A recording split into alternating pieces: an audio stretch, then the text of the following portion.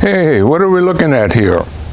Well, this was wisteria that I just dug out yesterday. Yesterday was September the 1st, and I'm remodeling or re-landscaping the old house, and this one was in the way. Well, the story behind this wisteria is in the mid-1960s, my dad and I went and dug this out of one of our friends' old house in Loomis. Loomis, here in Placer County, is a very small town. Well, was a very small town. Hey, now there's a Costco there.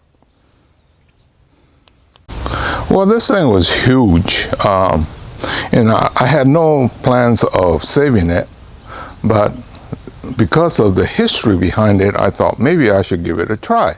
But there was no way that I was going to save the whole thing because it would have been massive and very heavy.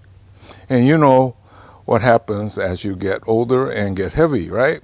Anyway, what I did was the two big pieces was off the main, and I took the chainsaw and cut off about a quarter for each one, so that it's kind of large but still manageable.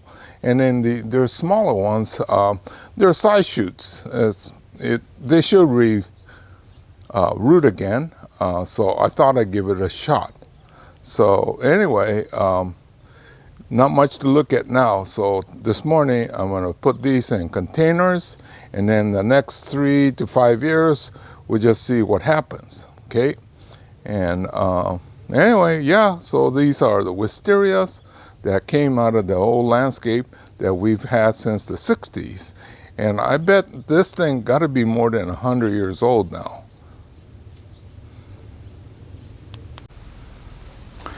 Okay, well, this was the first one that I just broke it off the main part. And I think there's enough start here that will be okay.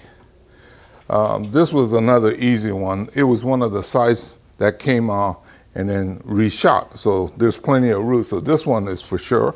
This one's so-so. This one here, I have no idea what I thought it's kind of interesting, but I see a little potential for this one here. But hey, you know, I've had plenty of stuff that I had the less potential that came out interesting. So I'll probably bury it up to about here and see what happens. I might want to actually spread this thing so that it has some interest in the future. Look at this one here. All this interest. I'll probably bury it to here, and then there was a dead center. So this kind of went around, and like I was saying, this is like 1/4 of the whole mass.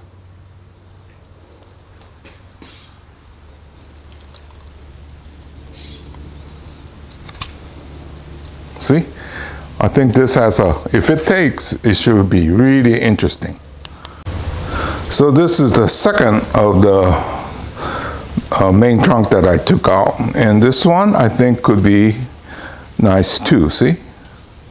So I'll probably bring the soil up to here. And then, well, we're looking at 3 to 5 year project to see if it has any potential. But once I get it potted up, I just leave it and then nature will take its course. So this is some more stuff that I shouldn't be doing if I'm trying to get out of the business, but hey, I just couldn't resist myself. Look at this potential, plus the fact that these are old, right? It could be almost 100 years old, if not more than that. So my dad and I dug these out in the mid-1960s, and it was in an old field because they built a new house in Loomis, so it was in the old farm section, so we dug it out. So that could have been, you know, another 20, 30, 40 years. So that could become close to 100. Okay, anyway, this is what I'm working on today. Okay, I got them in pots. Let's play the percentage game. Let's start from the one on the right with the green tape on it. I give it at least 50% chance. And this one here, probably 80% because it was small and had fairly large amount of root. And this one, big one over here, I'll give it about 50, maybe even 60. This funky one here, I have no idea. I'm going to give it 20%. And then same thing with the big one in the far left. I would give at least 50%, maybe more like 60. But I figure with the age and the history behind these, it was well worth the effort. But like I was saying, if I have saved the whole root or the whole trunk, it would have been about 90% success rate, but it would have been humongous and very heavy, and there was no way that I could handle that once it got re-established. So I'm taking this route, and hopefully in 3 to 5 years, we'll see how good these will work out.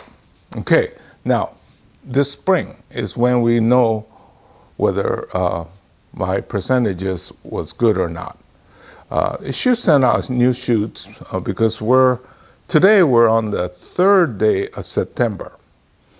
So I dug these out and I had it sitting in water. That's what I tend to do. When I dig something out, I stick it in water, and I got it potted up. So I'll water these in real good. Make sure remove all the air pockets. And then I'm going to put it in a well-protected area. You see the one on the right has all that stick and tape. Well, it was unstable. So it has to go in an area where these will not get bumped for at least a half a year or so. You've got to get the roots to reestablish. The worst thing that happens is you get it going and then you bump it, and then you destroy the new roots that are trying to get reestablished. So anyway, that's the procedure that I'm going to do. I'm going to find a spot where it's well protected, hopefully high humidity, and hope for the best. So anyway, this has been the wisteria that my dad and I dug out in the mid-1960s, and then it was already a well-established wisteria tree. So we're looking at probably 100, maybe plus. Anyway, this is Hiro saying goodbye. I'll see you again real soon in another chapter.